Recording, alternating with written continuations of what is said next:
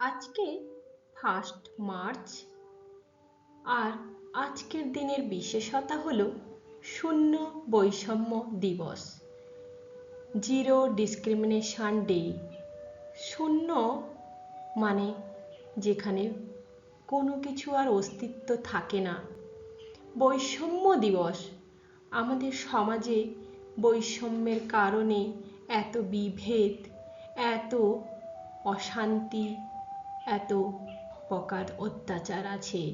তাই এই বৈষম্যকে যদি আমরা দূর করে দিতে পারি, তাহলে মানুষে মানুষে এত ভেদাভেদ থাকবে না।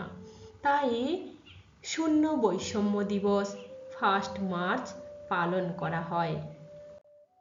শূন্য বৈষম্য দিবস, জিরো ডিসক্রিমিনেশন ডে 1 মার্চ পালন করা হয়।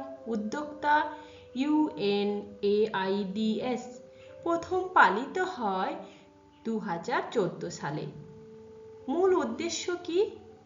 শূন্য বৈষম্য দিবসের মূল লক্ষ্য হলো জাতি, ধর্ম, লিঙ্গ, বর্ণ, ভাষা, জাতীয়তা, স্বাস্থ্য অবস্থা, বিশেষ করে HIV/AIDS প্রতিবন্ধকতা বা যে কোনো পরিচয়ের ভিত্তিতে বৈষম্য দূর করা, সকল মানুষের সমান অধিকার ও মর্যাদা নিশ্চিত করা, অন্তর্ভুক্তিমূলক ইনক্লুসিভ ও মানবিক সমাজ গড়ে তোলা।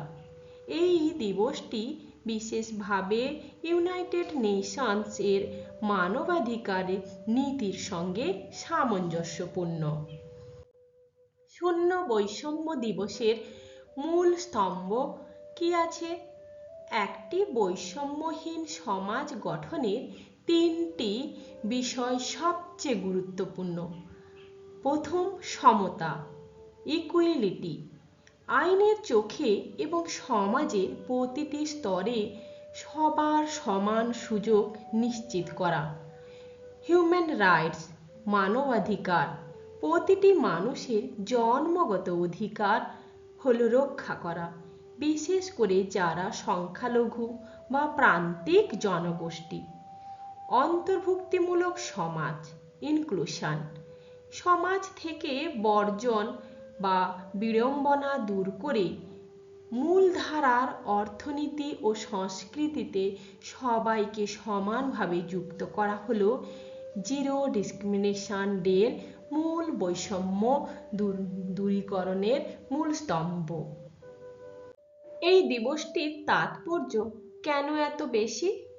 বর্তমান পৃথিবী যখন প্রযুক্তিগতভাবে এগিয়ে যাচ্ছে, তখনও অনেক ক্ষেত্রে সূক্ষ্মভাবে বা সরকারি বৈষম্য কিন্তু বিরাজমান। এই দিবসটি আমাদের মনে করিয়ে দেয় যে স্বাস্থ্যসেবায় বৈষম্যকে রোধ করা, HIV আক্রান্ত বা বিশেষ শারীরিক অবস্থা সম্পন্ন ব্যক্তিদের সঠিক চিকিৎসার সুযোগ থেকে বঞ্চিত করা মানে আইনত ও নৈতিকভাবে অপরাধ করা। নারীর ক্ষমতায়ন, লিঙ্গ বৈষম্য দূর করে কর্মক্ষেত্র ও পরিবারে নারীর মর্যাদা এবং অধিকার প্রতিষ্ঠা করা। আইন সংস্কার, অনেক দেশে এমন আইন বিদ্যমান যা নির্দিষ্ট গোষ্ঠীর বিরুদ্ধে বৈষম্য তৈরি করে। এই দিবস সেই বৈষম্যমূলক আইনগুলো বাতিলের ডাক দেয়। আমাদের কি করণীয় হতে পারে? ব্যক্তিগত পর্যায় থেকে আমরা এই দিনটিকে ঘিরে কিছু পরিবর্তন আনতে পারি, যেমন সচেতনতা বৃদ্ধি। আমাদের চারদিকে যে মানুষরা রয়েছে তাদের মধ্যে বৈষম্যমূলক যে মনোভাব, সেগুলি সম্পর্কে তাদেরকে বোঝানো। সহমর্মিতা, অন্য ধর্মের বা বর্ণের মানুষের প্রতি সহনশীল ও সম্মানজনক আচরণ করা। কণ্ঠস্বর তোলা, অর্থাৎ কিসের কণ্ঠস্বর? অন্যায় বা বৈষম্য দেখলে চুপ না থেকে একটু প্রতিবাদ করা, আর সব কিছুকে পরিবর্তন করে সমাজকে এক উন্নয়নের পথে নিয়ে যাওয়া।